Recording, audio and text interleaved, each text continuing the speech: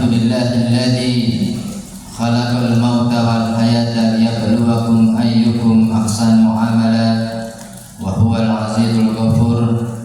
Asyhadu an la ilaha illallah wa asyhadu anna Muhammadan abduhu wa rasuluh. Allahumma salli wa sallim wa barik ala sayyidina wa habibina wa syafi'ina wa maulana Muhammadin wa ala alihi wa ashabihi wa man tabi'ahum bi ihsan ila yaumiddin, amma ba'du. Qala Allah ta'ala fil Qur'anil Karim, a'udzu billahi minasy syaithanir rajim. Bismillahirrahmanirrahim. Ya ayyuhalladzina amanu taqullaha haqqa tuqatih wa la tamutunna illa wa antum muslimun. Hadirin sidang salat Jumat yang dirahmati Allah Subhanahu wa taala. Marilah kita senantiasa meningkatkan ketakwaan kita kepada Allah Subhanahu wa taala.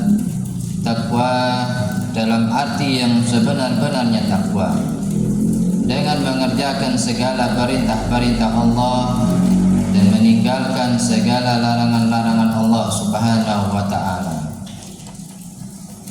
Hadirin sidang salat Jumat yang dirahmati Allah Subhanahu wa taala. Pada kesempatan khutbah pada siang hari ini, tema yang akan khatib sampaikan adalah tentang orang-orang yang dikhawatirkan meninggal dunia dalam keadaan yang su'ul khatimah. Hadirin yang dirahmati Allah Subhanahu wa taala, di dalam sebuah kitab yang dikarang oleh Abuya Sayyid Al-Maliki, beliau menyebutkan bahwasanya ada orang-orang, ada golongan-golongan yang dikhawatirkan meninggal dunia dalam keadaan yang su'ul khatimah. Yang pertama kata beliau adalah al-mutahawwinu bis shalah, yaitu orang-orang yang melalaikan salat. Melalaikan salat maksudnya adalah ketika datang waktu salat dia menunda-nunda salat sampai waktunya habis. Atau juga ada juga orang yang juga tidak mengerjakan yang namanya salat. Padahal salat adalah amalan yang pertama kali akan Allah hisab, akan Allah tanyakan. Awalu ma yuhasabu bil abdu yaumal qiyamah as-salat. Kata Rasulullah sallallahu alaihi wasallam, amalan yang pertama kali Allah hisab, Allah akan tanya kepada kita adalah as-salat, kata Rasulullah. Makanya dalam kita hidup ini jangan sampai kita meninggalkan yang namanya salat. Bahkan Allah ingatkan kita agar kita itu senantiasa menjaga keluarga kita dari api neraka. Ya ayyuhalladzina amanu qu anfusakum wa ahlikum nara. Wahai orang-orang yang beriman, jagalah dirimu dan keluarga kamu dari api neraka. Salah satu cara kita menjaga diri kita dan keluarga kita dari api neraka adalah dengan mengerjakan yang namanya salat. Dan salat, rumus salat bagi seorang laki-laki adalah TBM. T-nya adalah tepat waktu. Salatu fi awali waqtiha, kata Rasulullah. Salatlah tepat pada waktunya. Salatlah di awal waktu. T-nya tepat waktu, B-nya TBM. T tepat waktu, B-nya berjamaah. Pahalanya 27 kali lipat daripada salat sendirian. Itu kata para ulama itu bagaikan kita salat sebanyak 27 kali kalau kita mengerjakan salat berjamaah. Artinya begitu besar pahala yang akan kita peroleh, kita dapatkan kalau kita senantiasa istiqomah salat berjamaah. TBM, M-nya adalah di masjid. Orang-orang yang senantiasa melalaikan salat, tidak pernah salat, maka dikhawatirkan ia akan meninggal su'ul khatimah kalau ia tidak taubat. Yang kedua, kata Abu Yasaid Al-Maliki adalah asyarabu lil khamri. Orang-orang yang senantiasa meminum khamr, meminum minuman keras, khamr, begitu juga narkoba, haram untuk dikonsumsi, enggak boleh. Orang-orang yang minum minuman khamr, maka dia akan membahayakan dirinya dan juga membahayakan orang lain. Kita bisa mendengar berita-berita ada orang yang kecelakaan gara-gara minum khamr sedang mabuk. Ada juga seorang tetangga yang tewas ditikam oleh tetangganya juga yang sedang mabuk. Ada juga berita tentang KDRT seorang suami kepada istrinya gara-gara suaminya mabuk. Makanya harus kita menjauhi yang namanya minum minuman keras. Bahkan ada kisah nyata seorang suami yang sebelum menikah hobinya minum khamr. Suka sekali mabuk-mabukan dari sebelum menikah sampai dia menikah, sampai dia punya anak, anaknya besar, masih suka hobi minum minuman keras. Ketika itu ya dapat kabar beliau meninggal dunia setelah beliau meminum minuman keras, rusak ususnya, rusak lambungnya gara-gara minum minuman keras.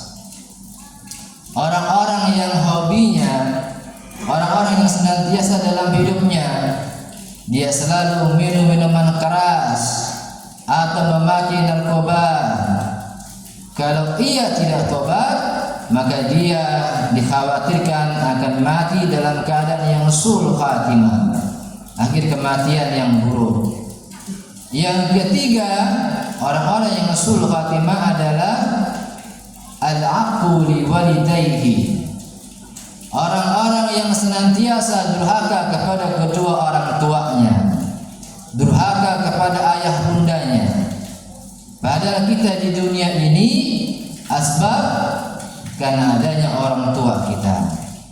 Ibu kita yang telah mengandung kita 9 bulan 10 hari, kemudian dia melahirkan kita taruhannya nyawa, kemudian ia mengurus kita, merawat kita sampai kita besar.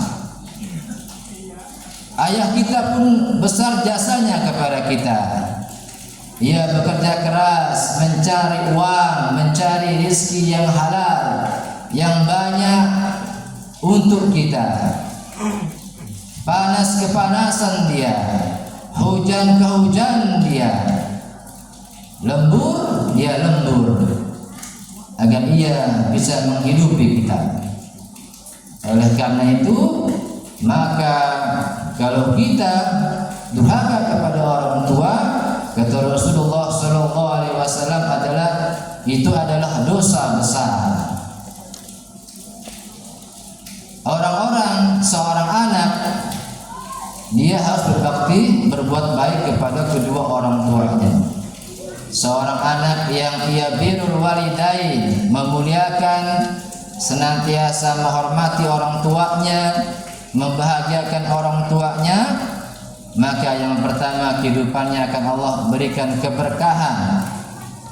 Berkah artinya ziyadatul khair, bertambahnya kebaikan, banyak kebaikan yang akan datang pada kehidupannya.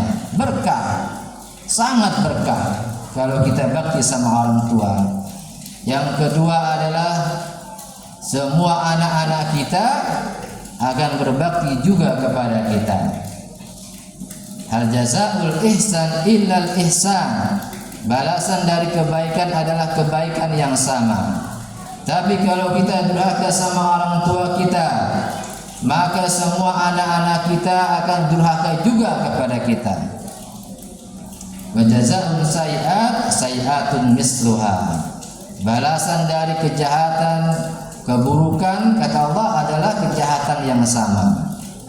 Oleh karena itu, seorang anak yang terbiasa dalam kehidupannya durhaka sama orang tuanya, maka dia dikhawatirkan akan mati dalam keadaan yang su'ul khatimah.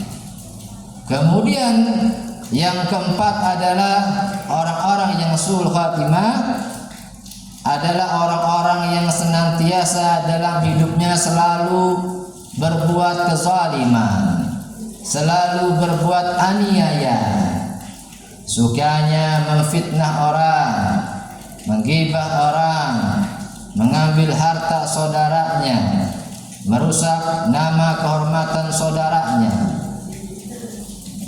Ini senantiasa berbuat kezaliman. Makanya dalam hidup sebenarnya kunci surga itu adalah harus kita menjaga yang namanya dua hubungan, hablum minallah dan hablum minan nas. Ini kita jaga. Orang-orang yang dia hablum minallahnya bagus, seorang yang ahli tahajud, ahli salat malam, rajin baca Al-Quran, senang zikrullah, istiqomah salat berjamaahnya, tapi kalau hubungan sama manusianya tidak bagus, suka sakiti hati istrinya, anak-anaknya, orang tuanya, mertuanya, ya, maka dia tidak akan bisa masuk dalam surga walaupun ahli ibadah. Tetapi juga ada kalau dia hubungan sama manusianya sangat bagus, sangat baik, tak pernah sakiti hati istrinya, anak-anaknya, orang tuanya, mertuanya, teman kantornya, bosnya, tetangganya, tamunya, nggak pernah dia sakitin. Tapi di dunia dia tidak pernah salat, tidak pernah tadarus Quran, tidak pernah zikrullah, zikir kepada Allah, maka dia pun tidak akan bisa masuk surganya Allah Subhanahu wa taala. Hablum minallah dan hablum minan nas adalah kunci surga yang harus kita jaga. Yang terakhir ada sebuah kisah riwayat seorang sahabat bertanya kepada Rasulullah sallallahu alaihi wasallam, "Ya Rasulullah, sesungguhnya di kampungku ini ada seorang wanita yang ahli ibadah, tetapi lisannya tidak pernah berhenti menyakiti hati tetangganya ya Rasulullah. Bagaimanakah ini ya Rasulullah?" Kata Rasulullah sallallahu alaihi wasallam, "Hiya finnar." Tempat perempuan itu di neraka. Seorang wanita yang ahli ibadah tapi suka sakiti hati tetangganya. Kata Rasulullah, dia di neraka. Tanya lagi sahabat Rasulullah, "Di kampungku juga ada seorang wanita yang ibadahnya biasa-biasa aja, hanya yang wajib saja ya Rasulullah, tetapi lisannya tidak pernah menyakiti hati tetangganya ya Rasulullah. Bagaimanakah ini ya Rasulullah?" Jawab Rasulullah sallallahu alaihi wasallam, "Hiya fil jannah." Tempat perempuan itu di surga. Demikian, semoga ada manfaatnya. Barakallahu li wa lakum fil Qur'anil Karim. Wa nafa'ani wa iyyakum bima fihi minal ayati wa dzikril hakim.